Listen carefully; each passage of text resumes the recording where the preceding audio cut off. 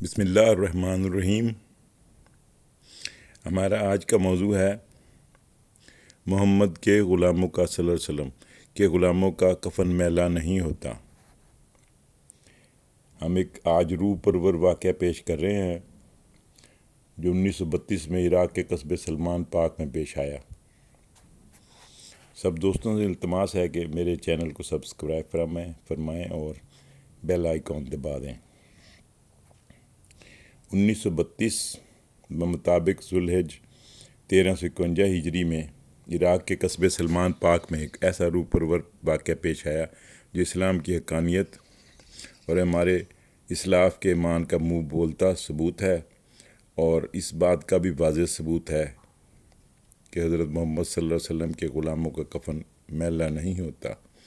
Baghdad سے 30 میل دور قصبہ سلمان پاک کی ایک پرشکوہ عمارت میں صحابی رسول سیدنا سلمان فارسی کا مزار پاک ہے۔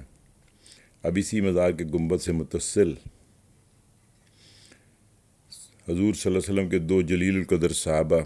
جن سے متعدد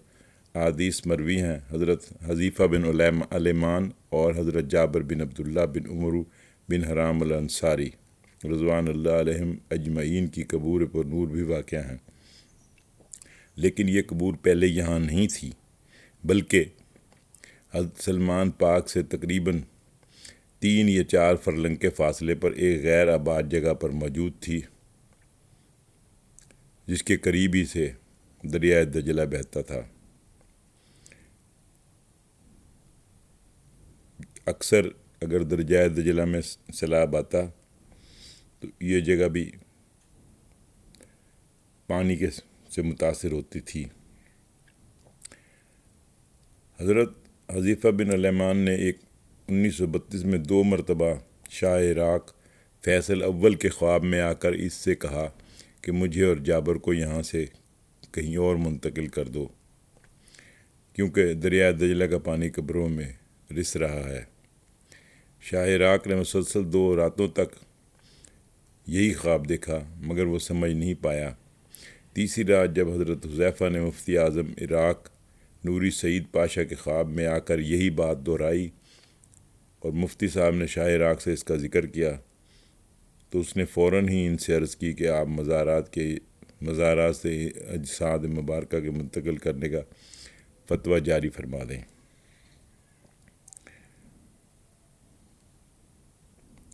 مفتی صاحب نے کہا کہ میں بلا کسی تردد یہی عمل کروں گا، اور مفتی صاحب نے فتویٰ اور شاہی فرمان جاری کر دیا، اور فتوے کے ساتھ شاہی فرمان بھی عراق کے تمام اخبارات میں شائع ہوا، اور خبر رساں اداروں نے اس تاریخی خبر کو پوری دنیا میں پھیلا دیا۔ یعنی مقررہ دن 24 ذی الحج 25 اپریل پیر کے دن 1932 عیسوی میں ہزاروں یا شاید لاکھوں انسانوں کی موجودگی میں مزارات کھولے گئے تو معلوم ہوا کہ حضرت حذیفہ بن الیمان کی قبر میں پانی آ چکا تھا، اور حضرت جابر بن عبداللہ رضی اللہ تعالیٰ عنہ کے مزار میں نمی پیدا ہو چکی تھی۔ تمام ممالک کے سفراء اور پریس کے نمائندے، ان کے ساتھ ساتھ عراق کے اراکین حکومت، مذہبی رہنما اور خود شاہ عراق کی موجودگی میں پہلے حضرت حذیفہ بن الیمان کے جسد مبارک کو کرین کے ذریعے زمین سے اس طرح اوپر اٹھایا گیا کہ مقدس نعش کرین کے ساتھ رکھے ہوئے اسٹریچر پر خود بخود آ گئی، اور پھر کرین سے اسٹریچر کو علیحدہ کر کے شاہ فیصل مفتی اعظم عراق وزیر مختار جمہوریہ مصر شہزادہ فاروق نے کندھا دیا اور جسد مقدس کا انتہائی احترام کیا، اور بڑے احترام سے اسے شیشے کے تابوت میں رکھ دیا گیا۔ پھر اسی طرح حضرت جابر بن عبداللہ کے جسد مبارک کو قبر سے نکالا گیا۔ اس تمام کارروائی کو اس زمانے کے مطابق فلمایا گیا، اور یہ روح پرور مناظر بعد ازاں عراق کے سینما گھروں میں بھی دکھائے گئے۔ ان واقعات کو براہ راست دیکھنے والوں میں مسلم اور غیر مسلم ہر طرح کے افراد شامل تھے۔ ان مناظر کو دیکھ کر ہزاروں غیر مسلموں نے اسلام قبول کر لیا، اور اس بات کو تسلیم کر لیا کہ حضرت محمد صلی اللہ علیہ وسلم کے غلاموں کا کفن میلا نہیں ہوتا۔ 1400 سال گزرنے کے باوجود دونوں صحابہ کرام کی اجساد مبارک انتہائی تازہ حالت میں تھے اور ان کی آنکھوں میں ابھی بھی موجود چمک تھی۔ مٹی نے کہیں سے بھی ان کے کفن کو بھی، جسم تو جسد مبارک تو الگ، کہیں کفن کو بھی نقصان نہیں پہنچایا تھا۔ دونوں صحابہ حدیث روایت کرنے والے عظیم المرتبہ صحابہ کرام میں شامل ہیں۔ ان صحابہ کرام کے چہروں، کفن اور ریش مبارک کو دیکھ کر ایسا لگتا تھا جیسے انہیں رولت فرمائے 1400 سال نہیں بلکہ صرف چند گھنٹے ہی گزرے ہیں۔ سب سے حیرت انگیز بات یہ تھی کہ دونوں صحابہ کرام کی آنکھیں بھی کھلی ہوئی تھیں اور ان میں اتنی چمک تھی کہ بہتوں نے چاہا کہ ان کی آنکھوں میں دیکھ لیں، مگر دیکھنے والے کی آنکھیں ایسے چندیا جاتی تھیں کہ ہر شخص دور ہٹ جاتا تھا۔ یقیناً وہ دیکھ بھی کیسے سکتا تھا کہ ان کی آنکھوں میں سرکار دو عالم صلی اللہ علیہ وسلم کا نور تھا، اور حضور کی نور کو ایک عام آنکھ بھلا کیسے دیکھ سکتی ہے۔ لکھا ہے کہ یہ ذوالحج 1351 ہجری میں یہ واقعہ پیش آیا۔ واقعہ یہ ہے کہ شاہ عراق کو خواب میں بشارت دی گئی کہ صحابی رسول حضرت حنیفہ بن الیمان، جو کہ رازدار صحابی کے طور پر بھی مشہور ہیں، یاد رہے کہ حضور صلی اللہ علیہ وسلم نے حذیفہ بن الیمان کو ان منافقوں کے نام بتائے تھے جو اس زمانے میں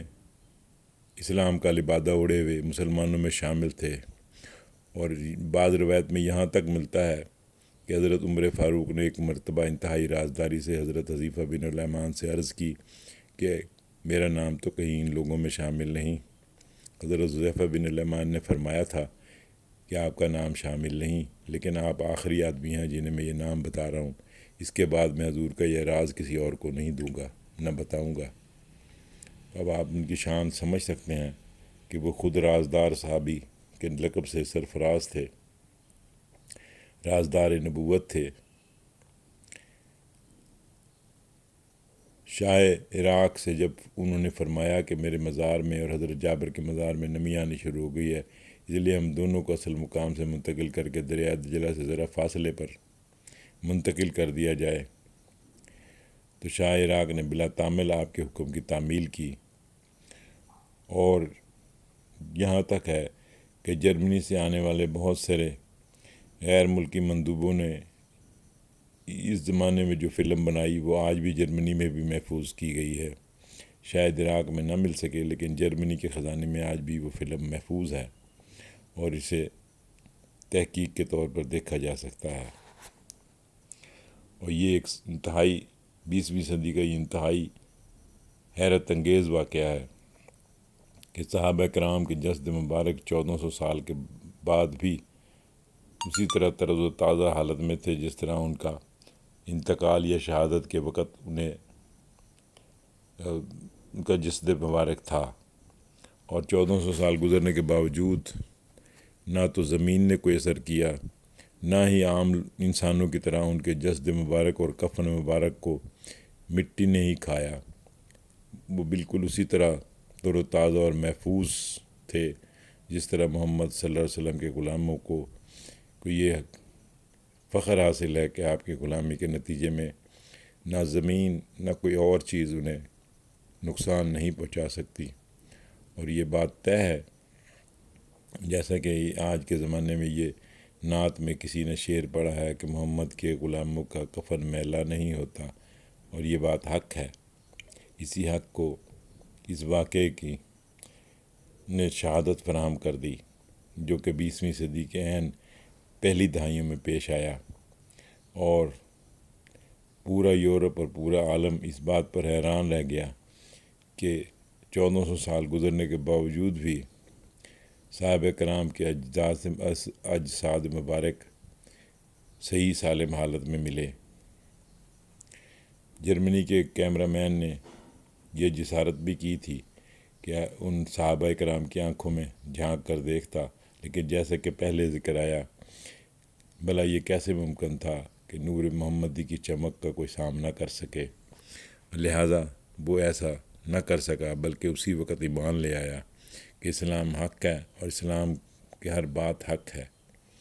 یہ اسلام ہی ہے جس کی سرفرازی کی وجہ سے 1400 سال کے بعد بھی آج ان کے کفن میلے نہیں ہیں،